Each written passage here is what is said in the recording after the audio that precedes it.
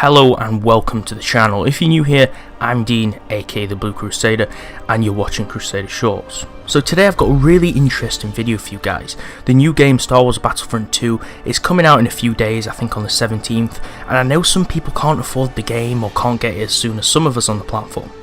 But don't worry, having seen the full gameplay and story early, today I will be telling you the whole 4 to 5 hours worth of story behind Battlefront 2's single player campaign. So without further ado, let's get into it.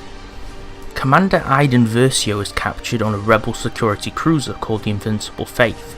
The rebels are attempting to slice Versio's droid's memory and interrogate her for activation codes, presumably for the Death Star. Through the aid of a droid that deactivates certain doors and takes out some guards, it goes through the air shaft to the detention block and releases her from capture. She goes to the communication sensor on the rebel ship to contact the Imperial Command to organise her escape plan.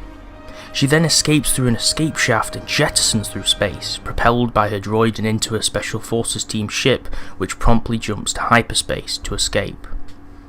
We see a Star Destroyer that crashes into the Death Star and explodes. The ship is the Executor, Vader's personal Star Destroyer that was in charge by Admiral Piet, who perished on the ship when an A-Wing crashed into the ship's bridge. Admiral Versio promptly calls for Inferno Squad, the protagonist group in the game, who are on Endor's ground. They are overseeing the Death Star's generator, realising the generator is beyond repair, making the Death Star vulnerable. They are commanded to take out the remaining rebels at the site and return to their flagship, the Corvus. They are told the Emperor's plan must not fail. This is the first hint we're given about the Emperor's final plan before his death.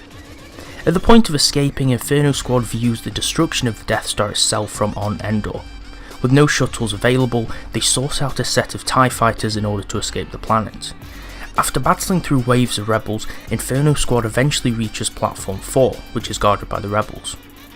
They escape in the located TIE fighters as they planned, and they get out of Endor. Outside of Endor is like a graveyard of destroyed flagships and scrap metal floating around the planet's core. They reach the Corvus, the Inferno Squad flagship, and enter beneath the ship into the hangar. Versio is greeted by her father, Admiral Versio.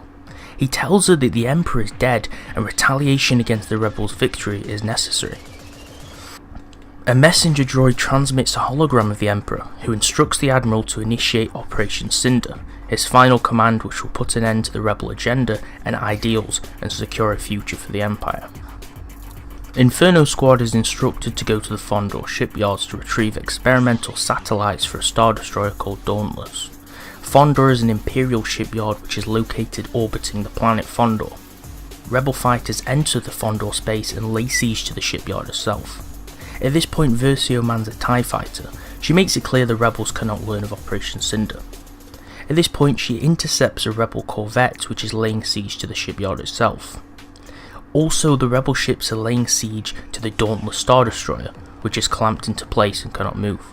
She boards a rebel flagship and a TIE fighter via the hangar and eliminates waves of rebels before reaching the ship's ion cannons. A droid slices a console whilst her squadmate Hask and herself fight off oncoming rebel soldiers attempting to stop them. The consoles, once sliced, open up the shells of the cannons themselves, making them vulnerable for destruction. The last cannon is detonated via planted C4-like bombs by Iden Versio. The shields are also subsequently destroyed, causing them to be nearly ripped out of the ship, until a droid closes the remote emergency hangar doors. She then escapes the rebel ship via her TIE fighter after destroying the remaining rebel ships. She manages to destroy the rebel clamps which are preventing the Dauntless Star Destroyer from moving. The Dauntless then fires upon the last remaining rebel cruiser, destroying it. On their next mission, Inferno Squad journeys to the uncolonized planet Pillio, where one of the Emperor's secret observatories is buried. The observatory houses dangerous artifacts that the rebels could use against them. The observatory has heavy defences which also require the squad's technical expertise to disable. As part of the mission, they are going to destroy the observatory to prevent the rebels from accessing what's on the planet. On the same planet, Luke Skywalker and R2-D2 look off into the distance. Luke is aware of the Imperial presence on the planet and seeks to investigate it for himself. He fights off a platoon of stormtroopers who have landed on shuttles on the planet's surface. He is searching for something, and he also knows the Empire is searching for something as well, but whether that is the same thing as himself, he is unsure. Luke approaches a deep cave. He investigates it. He can sense a deep presence. He notes this is unnatural. He senses that he isn't the only one who wishes the Empire wasn't down there, that there is another presence there also. He enters a cavern shaft to find an Inferno Squad member encased in a natural parasite's hold. He frees him, and then they are approached by a bug-like creature, followed by more. After throwing a grenade to dispatch of them, the floor breaks and they fall deeper into the cavern below. The Inferno member Del, who has been released by Luke, tells Luke he was terrified of the Jedi from the stories he had been told as a child on Coruscant, but he feels as if Luke is different, friendly. This is one of the first pieces of information in the game that hints at the fact that the Emperor demonized the Jedi as villains through propaganda after Order 66. The two fight through the hordes of insect creatures in the cave. They both sense they are coming closer to the Emperor's observatory. Del notes to Luke he is there to destroy the observatory, and Luke uncovers a control terminal by breaking a hardened amber substance that is covering it. The terminal triggers a clock defense system, which causes hives of the bugs to awaken and descend on them in an attack formation. Luke fights through the insects, defending Del, who is operating the terminal and cracking the defences. Luke also uncovers a second terminal that is covered by the amber substance, which he breaks, and this is where Del swiftly operates the controls of it again. The system is on a timer which ultimately would cause the base to explode within 4 minutes, so they are constricted with time and must activate the terminals quickly to prevent it. After approaching the observatory, Luke uses the Force to grant himself entrance to it. Del is surprised at why the Emperor created a facility that would only be accessed by using the Force. He is also surprised that perhaps the Emperor was secretly a Jedi, or one of them, referring to those who use the Force. Luke says to him that he was frightened by the wrong thing as a child on Coruscant. Inside the facility, however, the items seem to be worthless junk and of no value.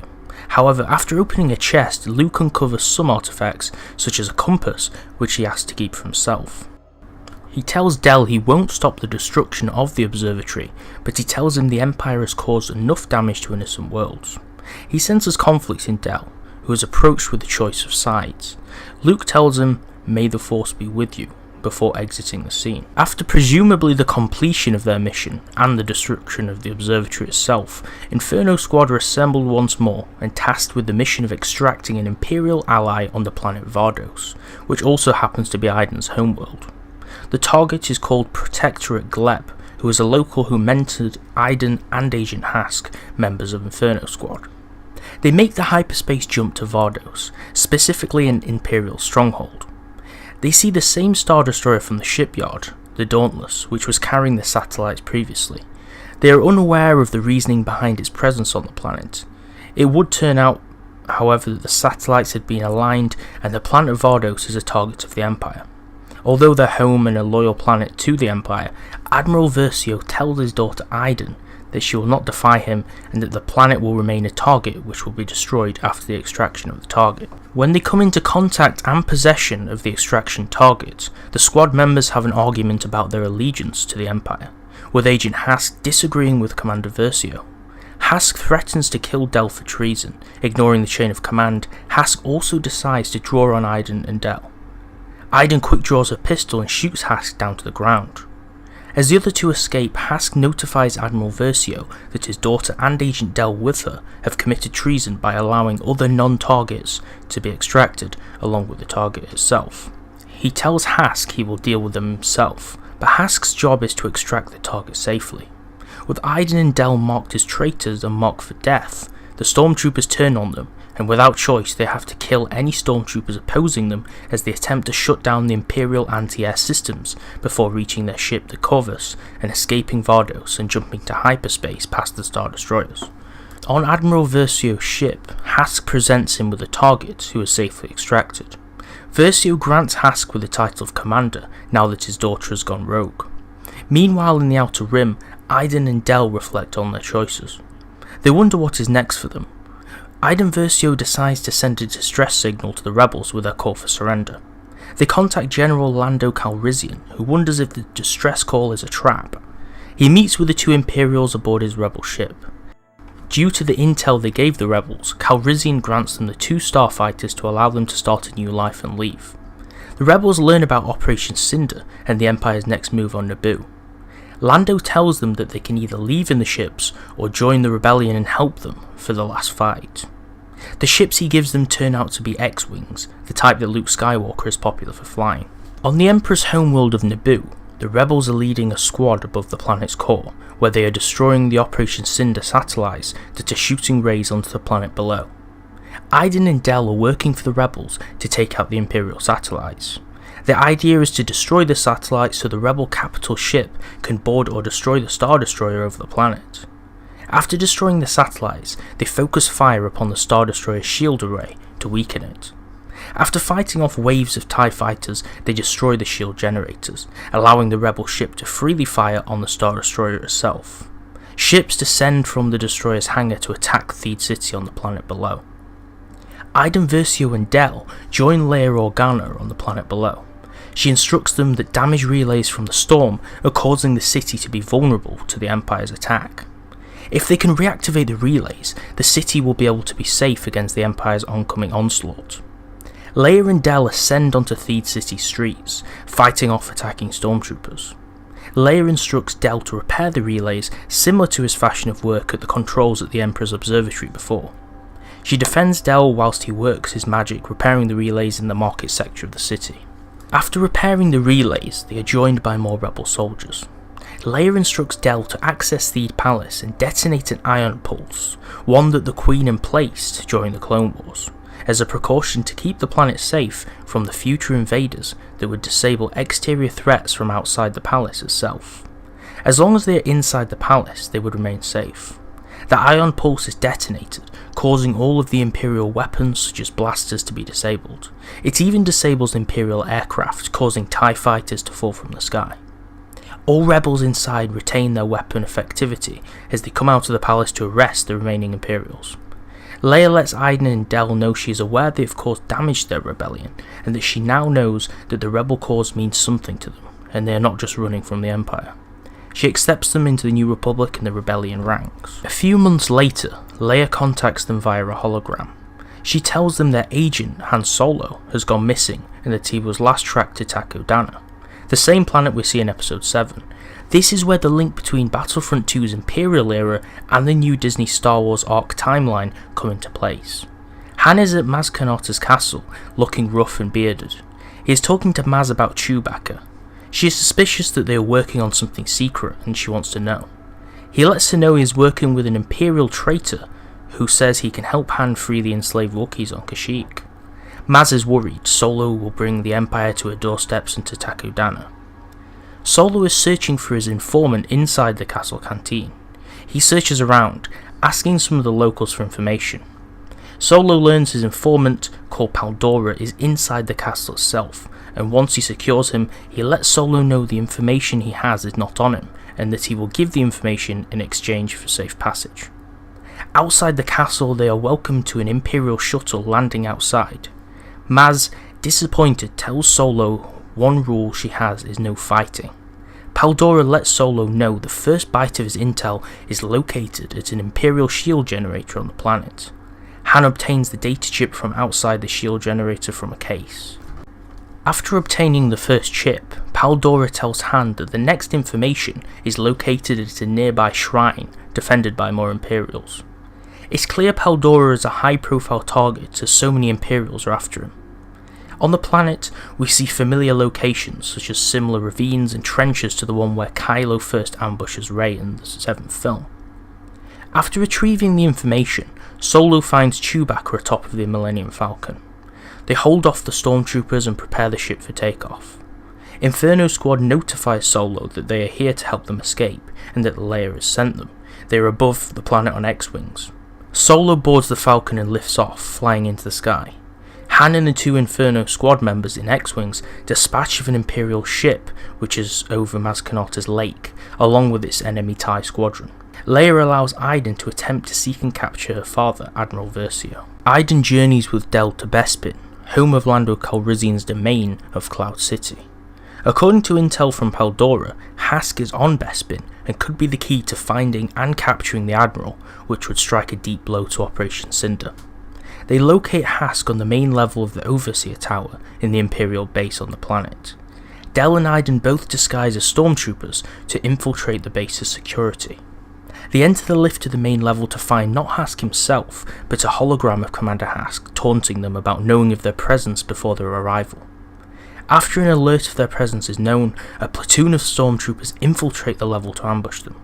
They battle through more stormtrooper waves until they reach the landing pad and escape in a twin-pod cloud car which has a set of weapons, although weak.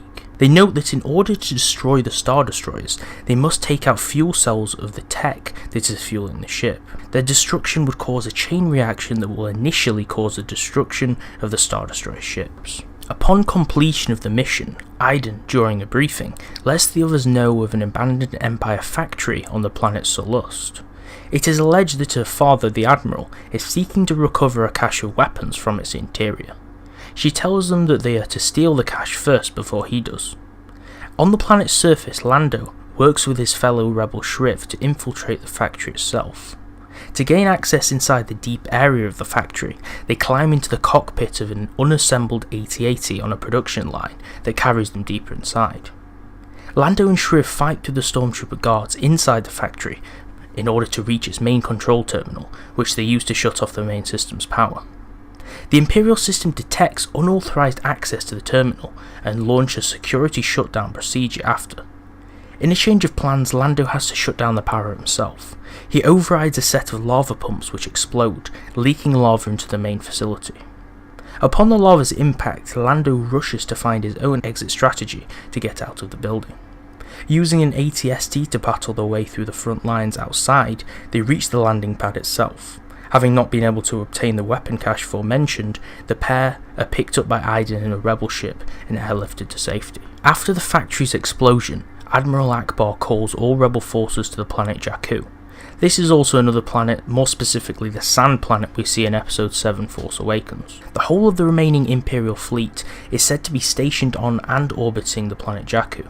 They are now aware that this could be the final battle that could put an end to the Rebel-Imperial War, the Galactic Civil War.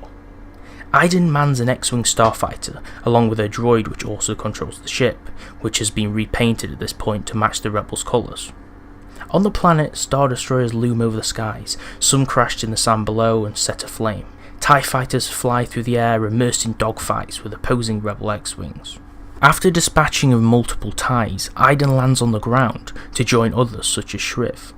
As AT-AT walkers ascend on them through the sand in a similar fashion to on Hoth, Iden retrieves the binocular devices from the front line to further assist in targeting the walkers. She marks the points on the walkers for artillery fire as they are downed by the rebel weapons. The rebels regroup and destroy the remaining AT-STs as they are greeted by Imperial landing crafts that dispatch squads of stormtroopers. As Iden defends the evacuation point, the rebels board the Corvus ship that is manned by Del. Iden and Shriv board their X-Wings again after the rebels evacuating the ship, landing amidst in the wreckage of a crashed Star Destroyer. Once they reach the hangar of the crashed ship, they plant detonators that would subsequently reach the ion engine systems and blow the ship from the inside. The detonators are planted on multiple TIE fighters in the hangar. Iden and Shriv fight off stormtroopers protecting the ship from the outside. They run to their X-Wings and take off as the ship blows up behind them from the inside. The two fly towards the Corvus before they can board it. They are given the news that Admiral Versio has found them as his TIE bomber fleet bombed the ship. Iden and Shriv work to destroy all of the approaching bombers. She tells Del to retreat in the Corvus and get the ship's crew to safety as she goes solo towards the Star Destroyer to find her father and end it. His ship is badly damaged and sets on fire on the way as she crashes into the flagship, jumping out of her X-Wing before it actually explodes. She rises from the ground of the Star Destroyer with a droid, attempting to reach the ship's bridge.